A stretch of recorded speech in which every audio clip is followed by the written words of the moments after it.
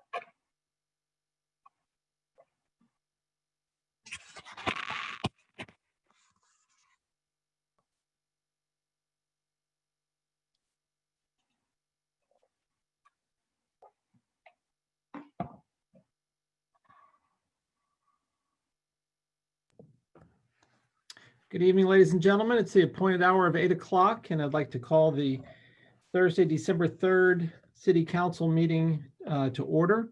Thank you all for being here, and Janie, thanks for getting us plugged in. First item of business, if you will all stand and join me for the Pledge of Allegiance. I pledge of allegiance To the flag United of the States, United States of America, for which it to the stands, republic under for God, which it stands, liberty and justice for all. for all. Thank you all very much. Next item is consideration of the agenda. Are there any items anyone need to add or modify to the agenda? Hearing none, we will adopt the agenda as presented and jump right into presentations. Jake, I'll call on you to introduce our auditors and walk us through. All right, thanks very much. Well, good evening, Mr. Mayor and council members. Very pleased tonight to be able to present to you our comprehensive annual financial report for fiscal year 2020. Tonight we have Emily Veers from Robinson Farmer Cox Associates. She will be leading us through a presentation and a little bit more in-depth analysis and findings on our financials for the year. Just want to say before we get started, what a great process it's been working with Emily and her team. I've worked with RFC before in my time at BRRA, but this is my first time working with her team in the Blacksburg office. And yet again, a very professional and thorough job as always from RFC. So just a smooth process overall, and I can't say enough about the work that she and her team have done. And I also want to say thanks to Gary Swink, my predecessor, for leaving a great paper trail for me. He's always a very thorough guy, and he left things in great shape for me to take the reins, and I can't thank him enough for all that he's done for me and helped me out along the way. So with that, I will turn it over to Emily to lead you through her presentation on our audit. Good evening. Thank you guys for having me here tonight. I'm going to attempt to share my screen with you all. I ask that you just bear with me a little bit. This is my first time doing a screen share on a Zoom presentation. So hopefully you can see the financial statement report. I thought we would do kind of what we've done in the past. We'll walk through the financial statements themselves, and then we'll do take a closer look at the smaller handout file that I think you guys have received. And if not, hopefully you can follow along with me. As usual, feel free to interject with questions at any time or get me back on track if you're actually looking at a picture of my kids in the background and not the financial statements. I think the first thing that I always like to point out to you guys is on page 6 of your financial statement. This is your certificate of achievement for excellence in financial reporting. So again, you guys did receive your certificate for 2019. And as far as I know, Jake plans to submit again for 2020. We have no reason to believe or to think that we will not receive that. We've addressed any GFOA comments that we got, and we've gone through the GFOA checklist. So hopefully, this time next year, we'll be able to tell you that we got that again for 2020. So, like Jake was saying, that's a testament to the work that Gary put in and that he put in to help get 2019 and hopefully get 2020. The next thing that I like to mention on page 9 is your independent auditor's report. Essentially, this is where we state whether we think that your financial statements are materially correct in accordance with generally accepted accounting principles. You guys have a clean, unmodified opinion, which is what you want. That just means your financial statements, we think, are materially correct. The next section on page 12 is management's discussion and analysis. This is something that Jake puts together that does a great job of taking a 170-page report and condensing it down to about 10 or 12 pages. So this is effectively the Cliff Notes version of your report. It's the highlights. So if you've read the report, but you're not really sure what the key takeaways are, you can visit management's discussion and analysis. Or if you don't want to read the whole report, you can visit management's discussion and analysis and kind of get the highlights. On page 22 are exhibits 1 and 2. These are your entity-wide statements that cover your primary government as well as your component units. Those take a long-term focus, so they include capital assets and long-term liabilities. It's the information that if you look at business financial statements, you're more used to seeing. It's just in a different format. Pages 3 are exhibits 3 and 5. Pages 24 and 26 are on the modified basis of accounting for your governmental funds. These are probably much more similar to what you're used to seeing on a month-to-month basis. They go out about 60 days after year end to pull in any accrual amounts. Exhibits 4 and 6 are supposed to be crosswalks so that you can kind of get from the modified statements over to the full accrual statements and see what adjustments have been made. Exhibits 7, 8, and 9 are for your utility fund. This is your balance sheet, income statement, and statement of cash flows. As in the past, I just like to recommend that if you're trying to look at budgeting or you really want to see your numbers without all of the accrual adjustments, it's best to look at the modified statements on exhibits 3 and 5, and then for proprietary on exhibit 9 for your cash flow statement. This will tell you where you really generated cash and where you expended cash during the year. And it might be a better tool to help with budgeting or projecting for the future. On page 33 are the notes to the financial statement. This is really the bulk of the report. We go through a checklist every year that tells us what's required to be disclosed, but essentially the notes just provide a little bit more information about the estimates and how they're derived, and then more information and details about the numbers that you see on the face of the statements. I'm going to jump all the way down to the end of the report. On page 167 is what I refer to generally as your yellow book opinion. This is where we take a look at internal controls as well as compliance requirements that the APA tells us to take a look at. So here, you guys again have a clean, unmodified opinion. No significant deficiencies or material weaknesses were noted in your internal control structure, and we did not note any non-compliance. So you guys have 2 opinions, both of which are unmodified, so you have a clean audit. Something that I did want to mention while we're at this point, You guys have received a significant amount of CARES funding. I think that you received about $650,000 in June and then again in August. I know as of June 30th, you had spent or pulled back as receivable into 2020 about $350,000. That means that for 2021, you guys will need to have a single audit, which you have not had in the last several years. So it's just something to keep in mind as you're preparing. I'm sure that Jake is already keeping good records and keeping documentation. What he had for the 350 that we pulled back, seemed to be spot on. There are some policies that you need to have in place for uniform guidance. I think that I sent those to you, Jake, as an example, but if I have not, just remind me. But those are something that you guys probably need to look at and try to get implemented as a policy so that when we come to do the single audit, you already have that in place for us. I think that that was all I had to go over for the report itself. If there aren't any questions, we'll go over to that smaller presentation file. We'll jump here to page 2. I'm going to make this a little bit bigger because I know I certainly can't read it when it's so small. Emily, while you're growing that, members of council have any questions on the material that's been presented so far? Just want to make sure there aren't any. Excellent. Thank you. Go ahead, Emily.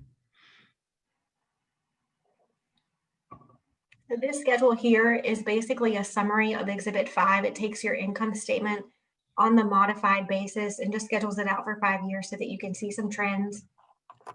Here we've got some growth rates off to the side that are meant to kind of smooth the effects of any outlying revenues or expenses during the year so that you can see over time incrementally how revenues and expenditures are growing.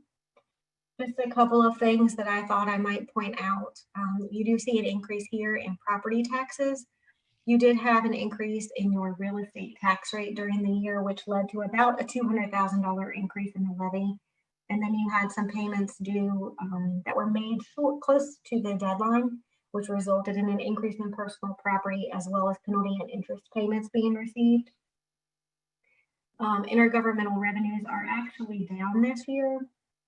You guys had the CARES money, but half of that got deferred into 2021. And that was offset by a decrease in the highway maintenance funds. A lot of your projects, it's my understanding, came to kind of a slowdown or a halt in the spring due to the ongoing pandemic. You can also see that down here in Public Works, that your expenses related to the highway maintenance decreased pretty significantly. In last year, you also had the SAFER grant and the VDOT grant money that you received. That was roughly $300,000. So all of those things combined kind of led to that decrease in intergovernmental revenues that you see. I think the thing that we all like to look at, or at least my favorite thing to look at, is your reserve balances to see where you guys stand. So down at the bottom of the page, you can see this is your ending fund balance. This is overall fund balance, so it includes restricted, assigned, and committed amounts. But overall, if you take a look at this fund balance as a percentage of your expenditures, you have roughly 61% in reserves.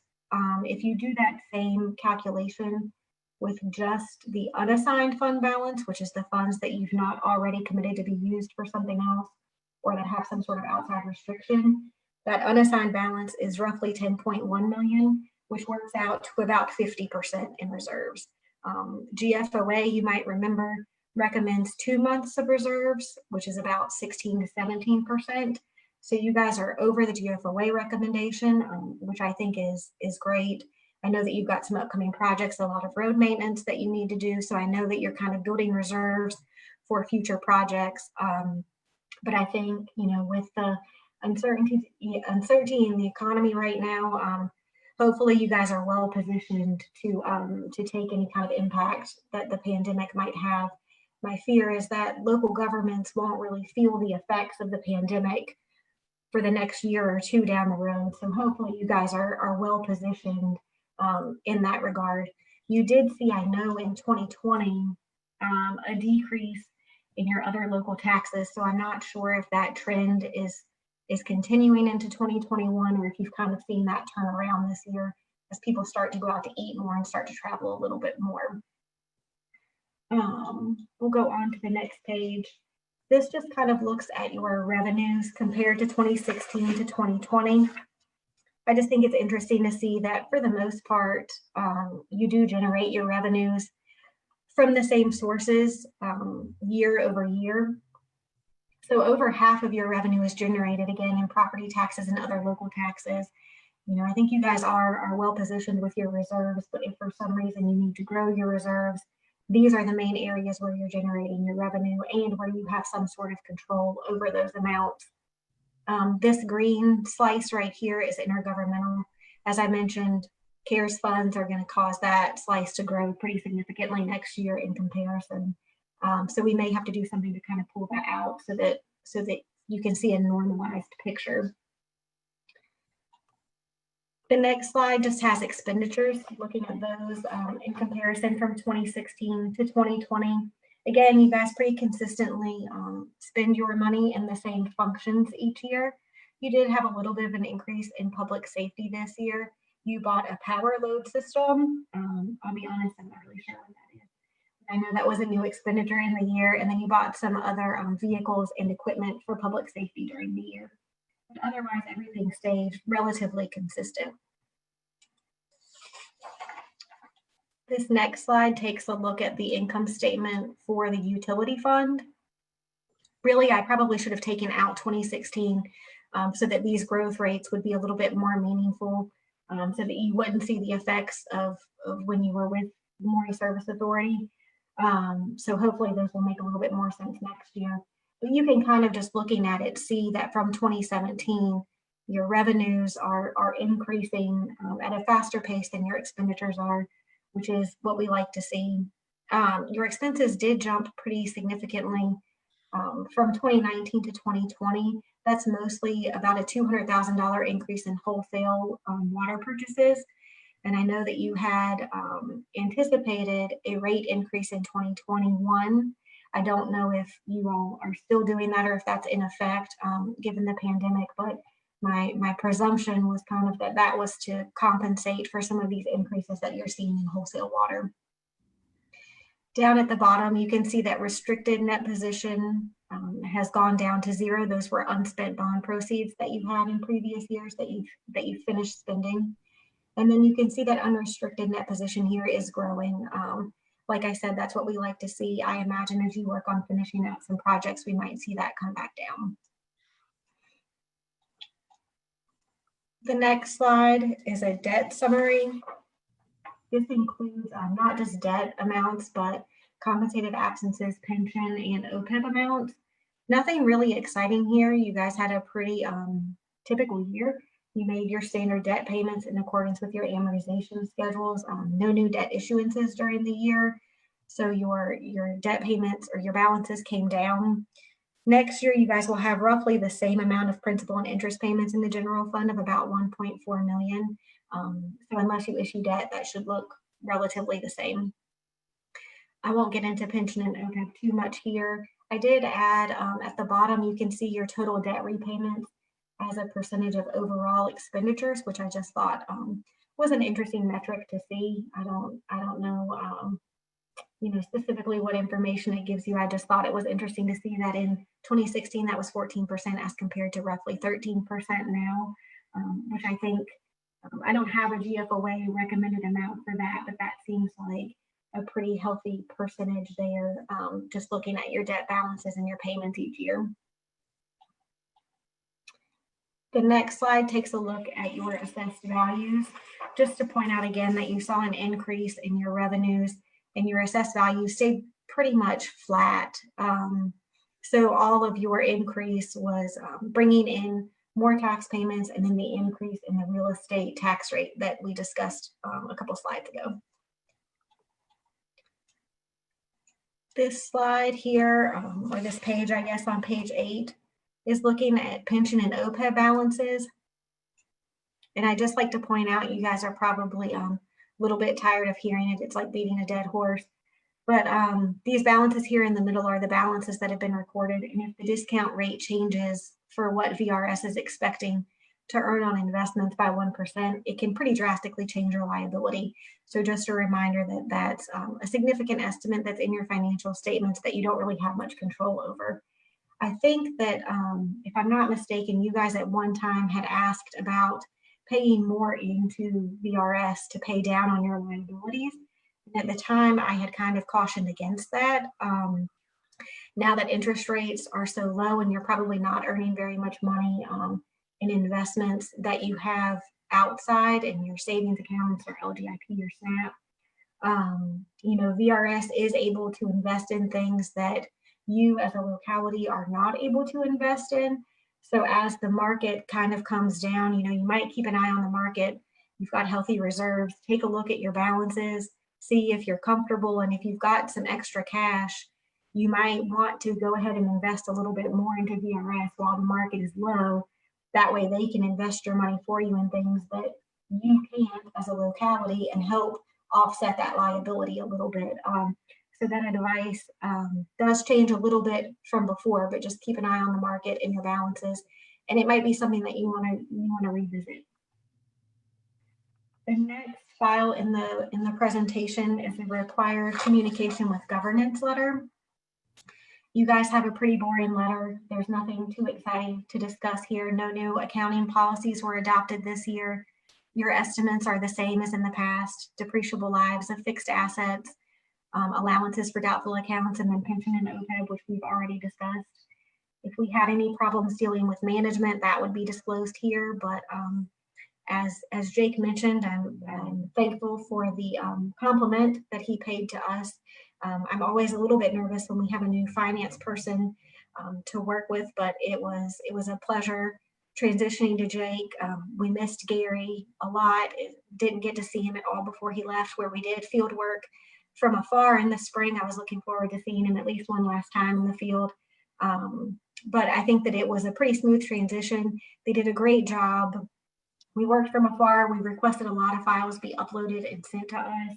And I think that they did a fantastic job. They were always, very, very forthcoming with information and sent it to us as soon as we asked for it. So they definitely help us to keep moving along in our process and be as efficient as we can. So we do appreciate that.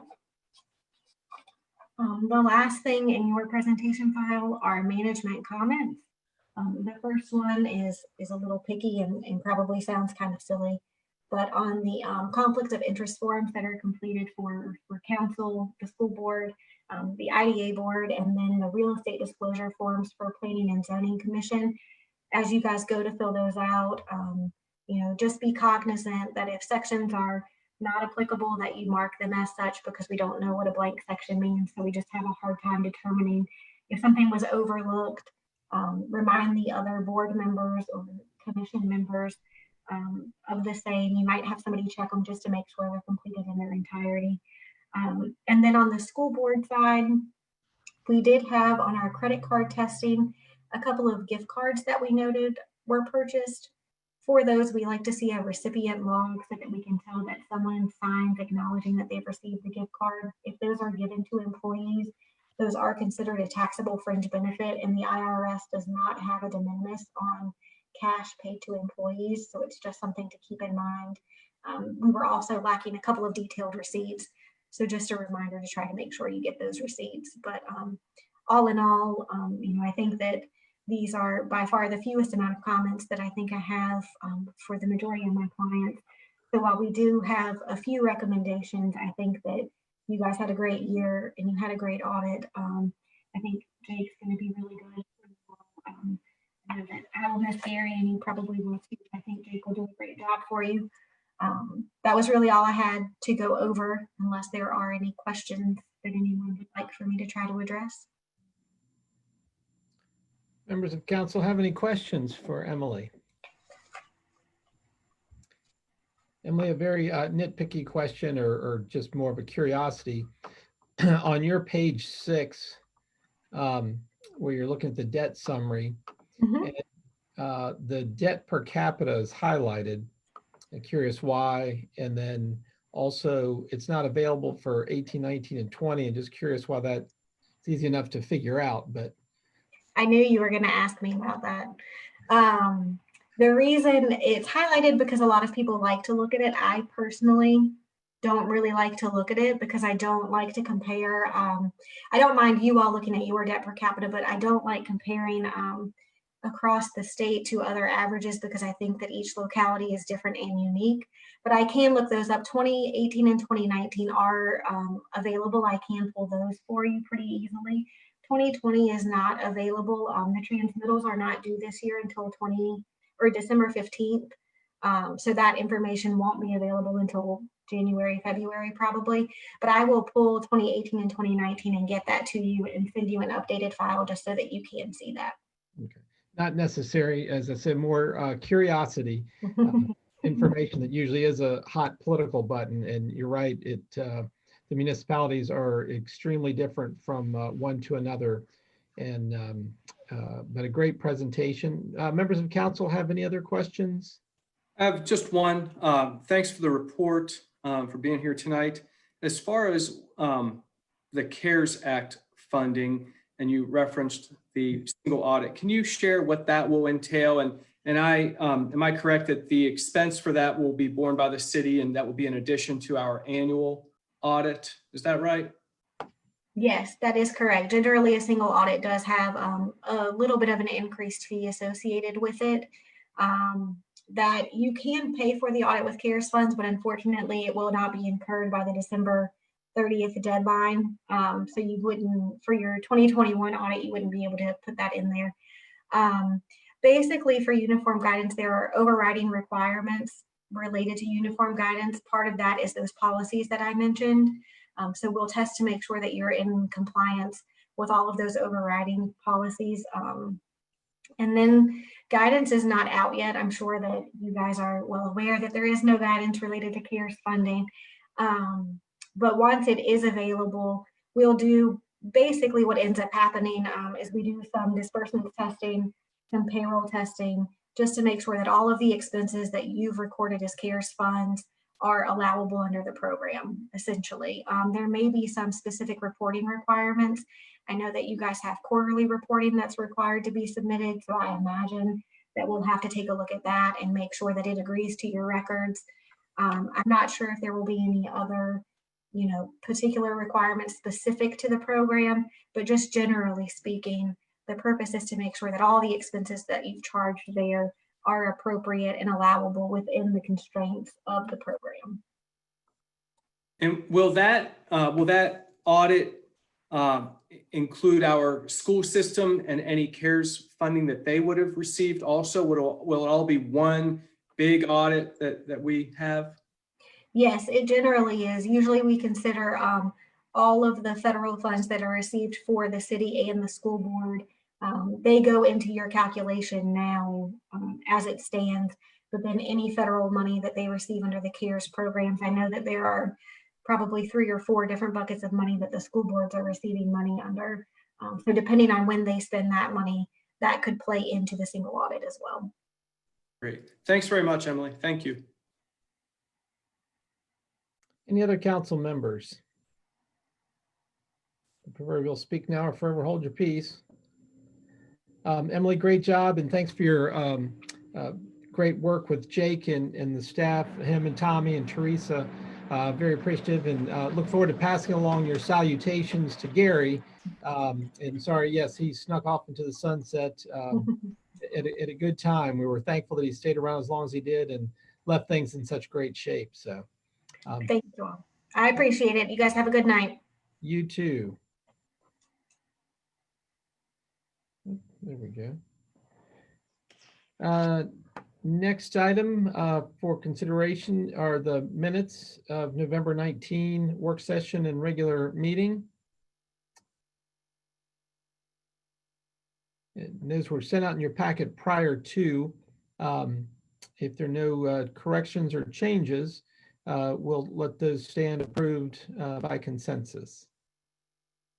Next item is citizens' remarks and comments. And I'm not aware of anybody who has zoomed in with us tonight. I'll double check with Janie. Are there any folks that wanted to speak with the council tonight?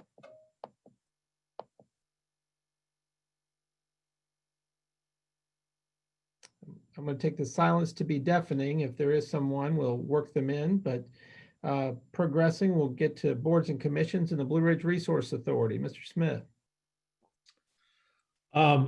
Excuse me, Blue Ridge Resource Authority will not be meeting in December, seeing no serious or actionable business before us, but wanted to let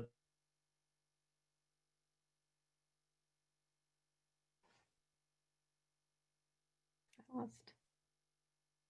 Chuck, we lost you. Yeah. You're on mute. Can you hear me now? Yeah.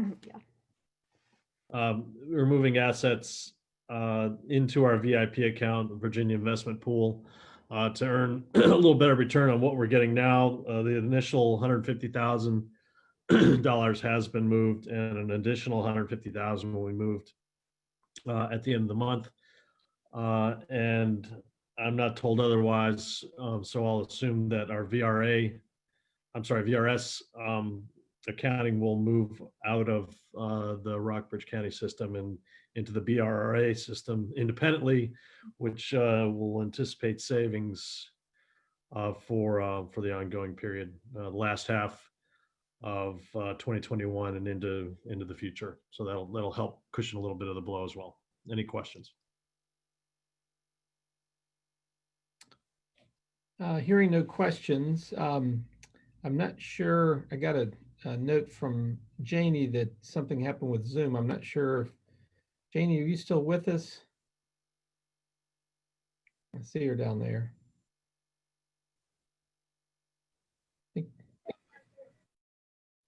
All good, Janie?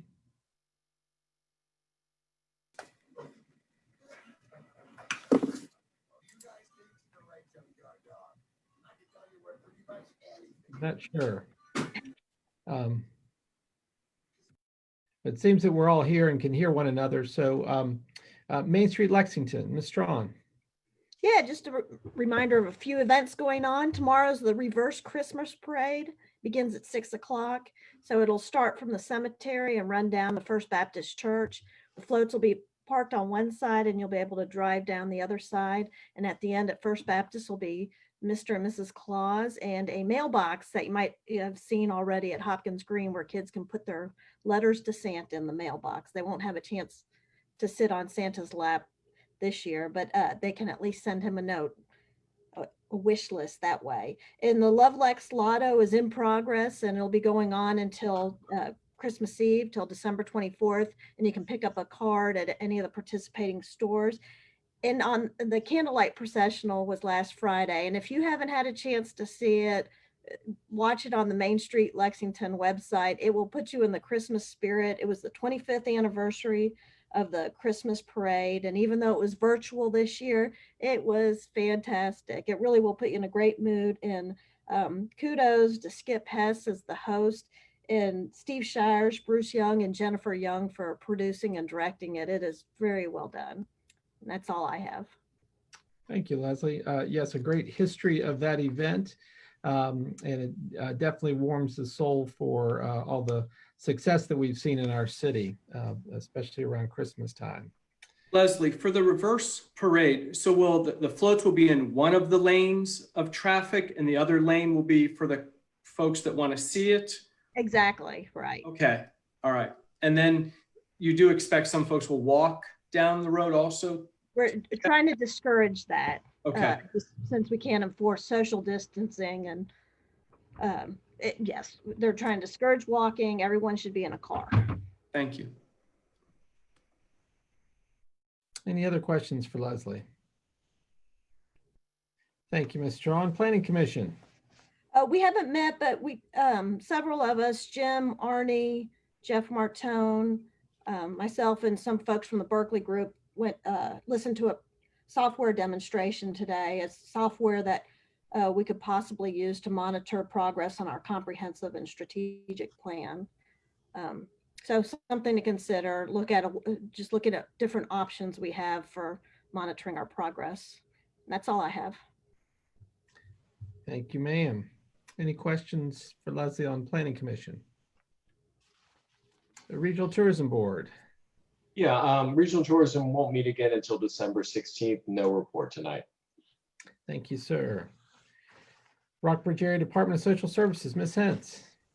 Yes, hi. Since I was not at the last meeting, so I'm reporting, a little late, but the Department of Social Services Board met on November 18th. And just to hit some highlights, in the director's report, Dinah's report, she just reported that mandated reporting trainings with the local school systems were going well. Also, the board, we had some discussions follow up to our, as you recall, we had some visits to possible building sites, and then we also were considering the localities, an option for the 3 localities to enter in some possible arrangement that they would find a facility or for us. We'd work together on that. So the board wanted to pursue that and followed up with a letter to City Council, Lexington, BV Council, to the Board of Supervisors, and to the city managers and mayors.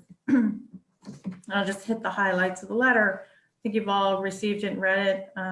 You received it actually probably just yesterday, I believe.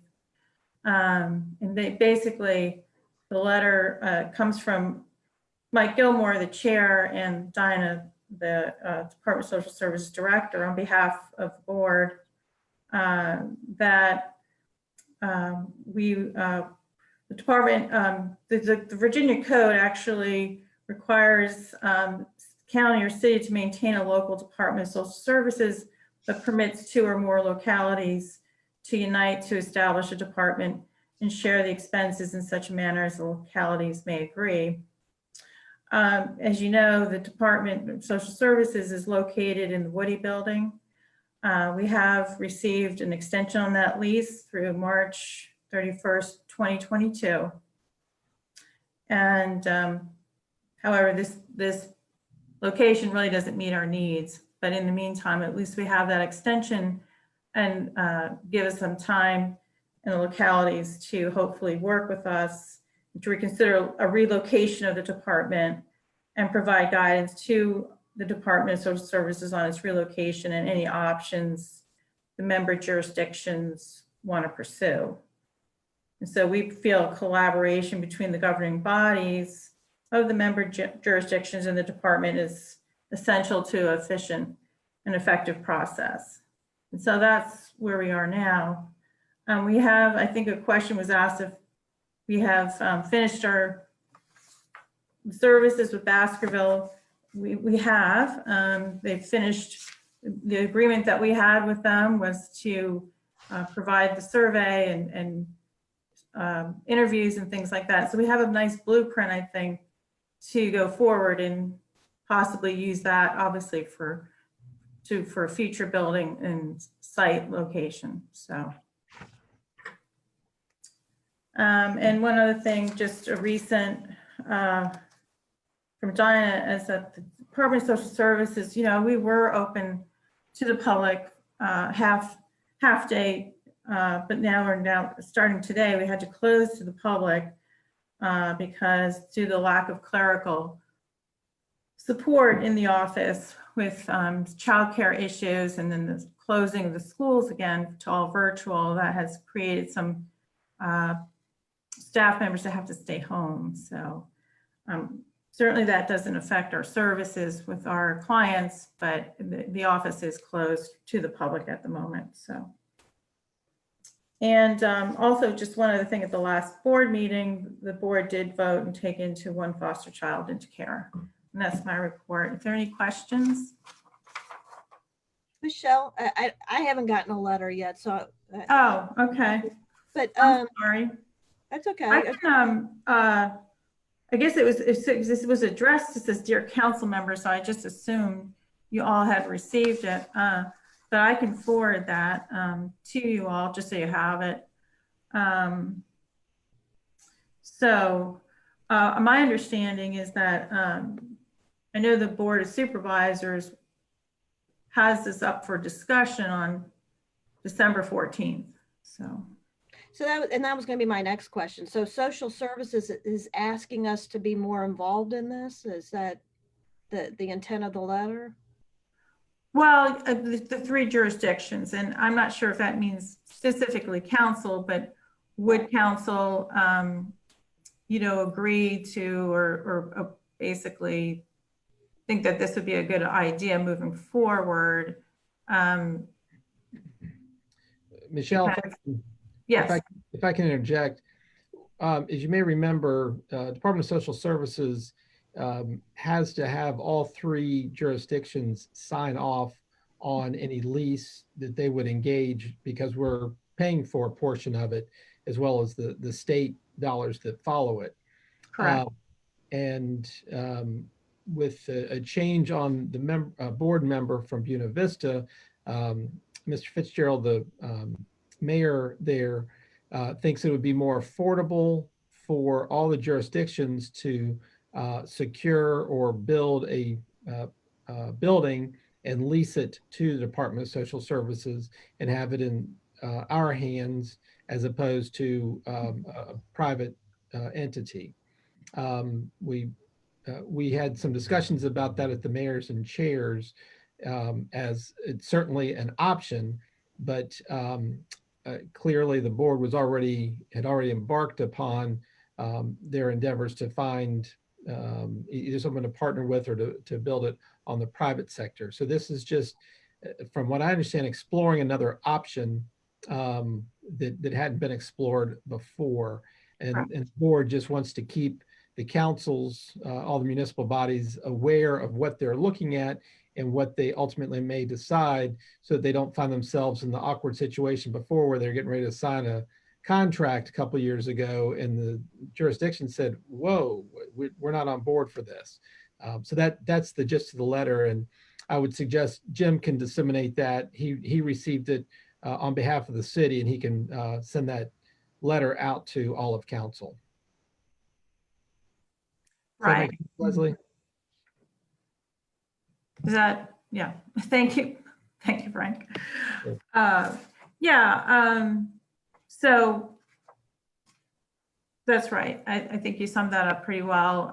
It is just, the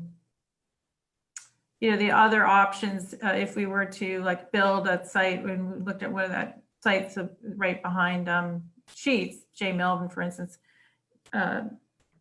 certainly that would be a fairly expensive endeavor. And then again, you think about a lease, again, it would be a lease option, and similar to Magnolia Square, we're looking at, think about the costs on an annual basis. And so I think the mayors at that mayor's meeting, that, also then got, as Frank said, thinking about the jurisdictions, it could be a good situation and save some money, and a potential space out there that might be appropriate, and all three could agree on. So Just an option that hadn't been considered, and certainly the board felt they needed to make us aware that they were going to consider that as well, make all the jurisdictions aware, so that we're transparent and doing what's in the best interest of the community and serving the constituents of DSS. So. Right. Michelle, thank you, and I'm glad you're here tonight. Thank you. Raro, Mr. Ziegler. Thank you. The RARO Board of Directors met last night. We were beginning to embark on some youth basketball on Saturday mornings, but with the action that the county schools and the city schools have taken to go virtual, and as users of county facilities and city facilities, we're obviously also pausing our basketball programs right now, and we will continue to take the lead or follow, I should say, the cues from the county schools and the city schools, because we're tenants essentially of their gym space. During our basketball programs, we don't use Buena Vista gyms. Their gyms are packed full with their participants. And so we completely respect the decisions and everything being taken by the school boards. And we feel bad for our participants, but we understand that. We hope to be able to resume basketball when it's safe to, when the school systems open back up and if we're allowed to use the gyms. We did, however, vote to take off the table for this year wrestling.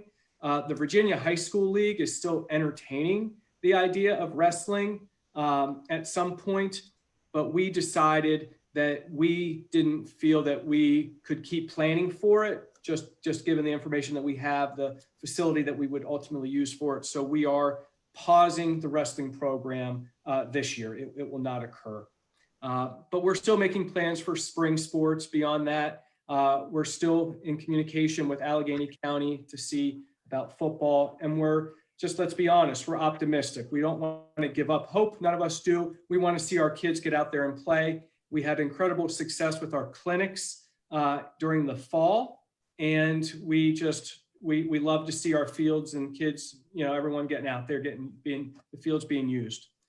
So that's a little programmatic update, but then also exciting. I'd like to just share that upon the resignation by Larry Floyd from Buena Vista as one of their representatives, we were really fortunate to have and welcome Deidre Dryden to the RARO Board of Directors, and she's the athletics director at Southern Virginia University. And so we're excited that she's joining our board, immediately makes us stronger, and we're just super. I can't wait to get to know her better. And she wants to serve our community, and she already does. So that's the extent of my report. Thank you. Any questions for David? Hearing none, Ms. Alexander, threshold. Yes, threshold did not meet in November. We hope to meet either December 15th or January 19th, where we'll give a report at that time. And if you see me disappear in a moment, there's no problem. I do have to slip out, and I hope that you all have a good evening. Thank you. Thank you, Ms. Alexander. And thank you for your service to the city and all the good work that Threshold does. Under my report, the only piece I have is for information. There's no action necessary, but as you may recall, TAP had contacted us with Sam Roman stepping back to Roanoke and off as our representative here in Lexington. The city manager was contacted, and Jim has asked Robbie Bailey, our HR director, to serve TAP. Their meetings are generally in Roanoke, but with the COVID and the virtual, he won't have the commute at this point. But I'm excited to acknowledge publicly that Robbie Bailey will be the TAP representative for Lexington going forward. And I'll bounce past to City Manager, Jim. Good evening, Mr. Mayor and City Council members. I just lost my shared screen. I don't know why that happened, but nonetheless, I'll prevail here and keep going. We all know that we're doing some recruiting and hiring in the police department, and we continue to have significant success attracting candidates for the chief's position. The soft date to have applications into us is December 15th, and we currently have 14 applicants interested in the position, so that's very good news. Of course, we're also conducting a search for officers in the department, police officers, that is, and our departmental staff and the HR director have narrowed the field of candidates to 2 who are now undergoing psychological testing, checking backgrounds, etc., before a decision to hire is made. We've also done a little work on our cemetery signs. We all know we've been waiting for the new signs for the Oak Grove Cemetery, and they should be up within 2 weeks. The sign design and colors were chosen to complement other signage at Evergreen Cemetery and to show respect for the historical significance of Oak Grove within the community. Along with many other issues that COVID have brought, for public transportation, our radar ridership continues to be down significantly. Radar reported for November, ridership was down 81%, and daily trips were down 31%. Radar is currently providing service only Monday through Thursday, as they have had difficulties retaining full staffing. Within Lexington, the area itself, the 3 stops with the highest ridership are Walmart, Kroger, and Houston Street. Other activities in the police department is that the department has joined with religious groups, service providers, and community volunteers to participate in a newly formed reentry council that will mentor and support individuals returning to the community after incarceration. Sergeant Sherry Paget is the department's representative on the council and will coordinate the department's involvement with the council. Corporal Thomas Moeller was recently selected to fill a vacancy in the regional tactical team and will begin SWAT basic training in the coming weeks. Corporal Aaron Britton has more recently attended additional SWAT training last month. Regionally, the department is working with the Buena Vista Department, the Rockbridge County Sheriff, to put in place a hostage negotiation team. 2 officers from LPD and 1 each from BV and Rockbridge will participate in the training to form this team in our region. On a less positive note, the department issued 45 parking tickets, issued 16 misdemeanor violations, and 1 each of felony and DUI charges in November. This is, of course, one of the least favorite activities of law enforcement. Fire department activities. The department continues to be heavily involved in fire and EMS response in our area. For the month of November, the department responded to 255 calls for fire and EMS, with 76 here in Lexington, 17 in Buena Vista, and 162 in Rockbridge County. Recently, one of our departmental vehicles, brush truck number 5, had to be towed while returning from a call when the engines lost power. It was determined it was a result of an antifreeze leak, and it should be noted this vehicle is a 2006 model. Of the many other activities the department provides in the community, something as mundane as identifying and testing for a carbon monoxide leak can demonstrate the value provided by the department. Last week, when responding to a reported CO leak, it was determined that the apartment where the leak occurred was reported to have up to 400 parts per million of CO, and anything over 30 parts per million is considered to be dangerous. Luckily, there were no injuries. Last week, 1 member of the fire department was tested positive for COVID and is quarantined at home and doing well. There were no other positive cases in the department, and the positive firefighter is in good condition. Luckily, this is the first positive case the city has had, and we hope we can continue with a very low number of positive cases in our city, staff, and the community as a whole. Speaking of COVID, we all know those cases are rising, and in the Central Shenandoah Health District, which is comprised of 5 counties and 5 cities, there were 116 new cases reported last week, the week ending of November 30th. 63 or over half of those cases were in Stanton and Augusta County. In our area, there were a total of 11 new cases in Lexington, Rockbridge, and Buena Vista. Earlier this week, the city management team and I sat down to discuss the increase of COVID in the area. The focus of this conversation was city actions to ensure the safety of the public and staff when conducting public business. The management team did not believe any weaknesses were apparent in our current approach to assuring community safety, and we will continue to closely monitor the changes that may occur with regard to COVID.